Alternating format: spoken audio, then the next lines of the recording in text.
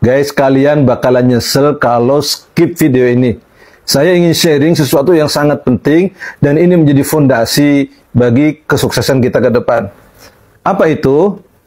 Jadi setiap kesuksesan itu pasti membutuhkan yang kita sebut sebagai pengorbanan. Atau saya menyebutnya lebih investasi. Orang sering kemudian mau berinvestasi besar untuk hal-hal yang sifatnya physically. Pakai baju yang bagus, pakai atribut, jam tangan yang mahal, pakai handphone dan lain-lain. Itu penting. Tapi ada yang lebih penting dari sekedar investasi itu, yaitu apa? Investasi untuk kepala kita. Apa itu? Ilmu.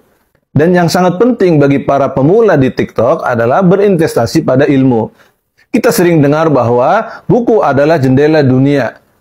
Kalau kita ingin mendapatkan dunia, maka banyak-banyaklah kita ambil dari ilmu yang ada di buku-buku.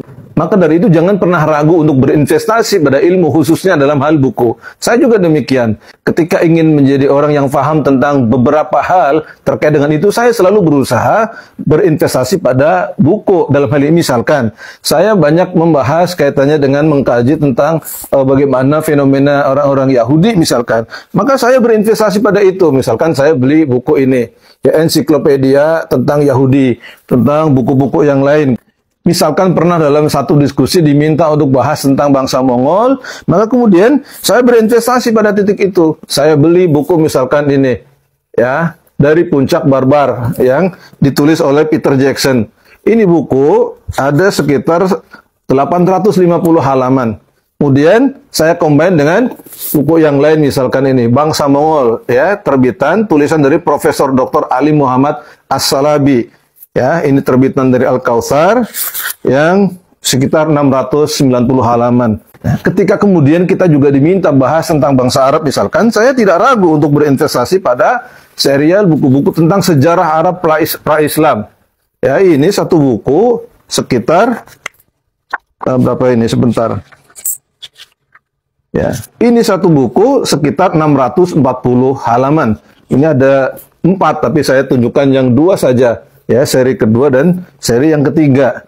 Jadi demikian teman-teman sekalian, jangan pernah ragu berinvestasi pada soal buku. Ya, ketika kita diminta bahas tentang misalkan sirah nabawiyah atau sejarah nabi-nabi, kita bahkan tidak pernah ragu untuk berinvestasi sampai 3 buku yang berbeda, 3 kitab yang berbeda. Ini karangan dari Abul Hasan Ali Al-Hasani An-Nadwi.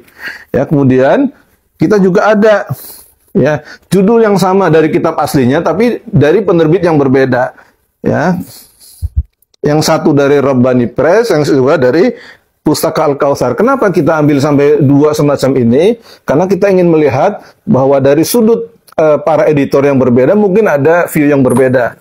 Ini pentingnya kita berinvestasi di keilmuan. Misalkan saat kita kemudian juga diminta bahas tentang para sahabat Nabi, khususnya Khulafaur Rasyidin, ya, kita tidak pernah ragu untuk berinvestasi dari kajian-kajian yang komprehensif. Ini tentang Abu Bakar As-Siddiq, misalkan ini tentang Umar bin Khattab, ya.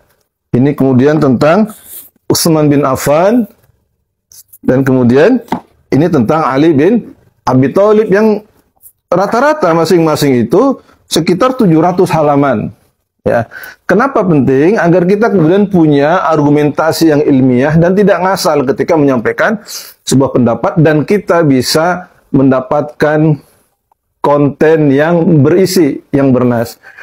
Dan ketika kemudian kita ingin membahas lebih panjang atau mengkaji lebih panjang tentang bagaimana ceritanya Islam masuk ke benua Eropa di Andalusia, kita juga mengkaji lebih dalam dari buku yang ternyata ini adalah disertasi doktoral tentang bangkit dan runtuhnya Andalusia. Ya, sekitar berapa halaman? Ini sekitar 880 halaman.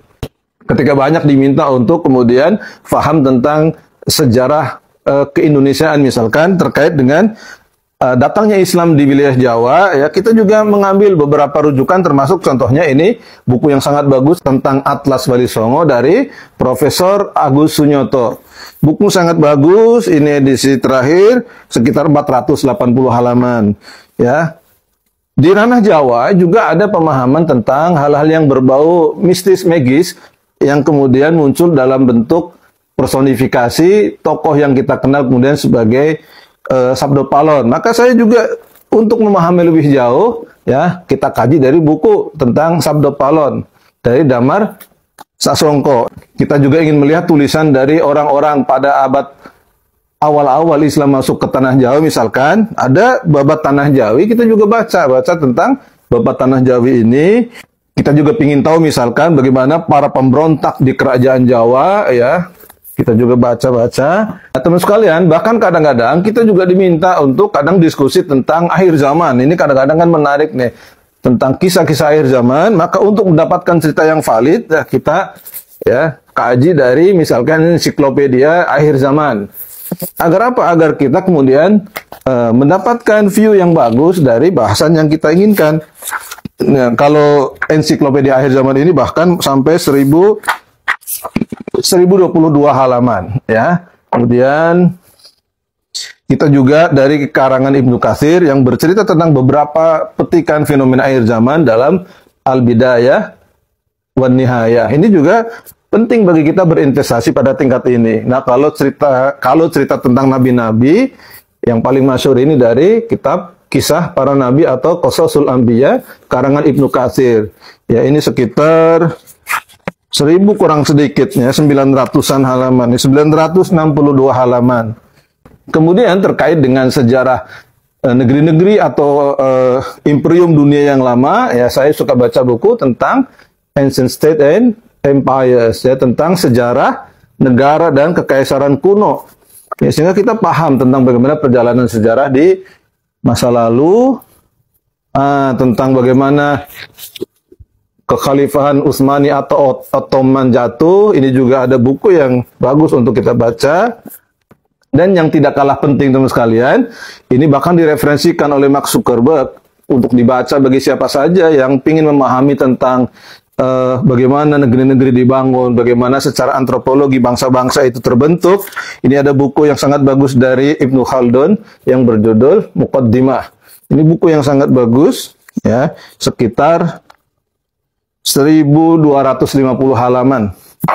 Nah, khusus terkait dengan TikTok ini, sekalian, saya sebagai orang yang memang sangat baru di dalam dunia TikTok juga tidak lupa untuk berani berinvestasi di dunia pertiktokan. Maka saya tidak ragu untuk membaca misalkan buku TikTok Affiliate. Bagaimana kemudian kok orang bisa sangat hebat membangun afiliasi di TikTok. Ya, kita perlu baca-baca ini. Nanti kita secara khusus bedah dan bahas khusus tentang buku ini. Ada juga bagaimana kemudian kita ya belajar banyak agar konten kita menjadi konten yang FYP, bagaimana kemudian mudah dan ditonton oleh banyak orang. Saya masih belajar tentang ini, maka saya juga berinvestasi untuk beli dan membaca buku ini, misalkan trik konten TikTok dari 0 sampai FYP, ya, punyanya Mas Leo Giovanni. Yang begini-begini sekalian, kita jangan pernah ragu untuk berinvestasi kepada keilmuan, berinvestasi kepada isi kepala kita, agar apa? Agar yang kita lakukan itu menjadi berisi kontennya konten yang sangat valid, dan kita akan mudah mendapatkan kepercayaan dari audiens kita karena kita memiliki basis keilmuan, literasi yang bagus, dan itu hasil dari investasi keilmuan yang kita lakukan. Jadi guys, teman-teman sekalian, jangan pernah ragu untuk mulai berinvestasi. Belilah buku-buku yang penting untuk mengisi hasanah di isi kepala kita, dan dengan itu insya Allah nanti konten kita akan berbobot. Ya, pertama mungkin tidak banyak diminati, tapi saya yakin lambat laun ya, karena konten kita berisi, konten kita memiliki literasi yang bagus, insya Allah akan menjadi konten yang sangat bermanfaat dan akan disukai oleh siapa saja yang menjadi audiens kita. Selamat berinvestasi pada keilmuan. Jangan ragu untuk membeli buku-buku yang diperlukan oleh kita semuanya.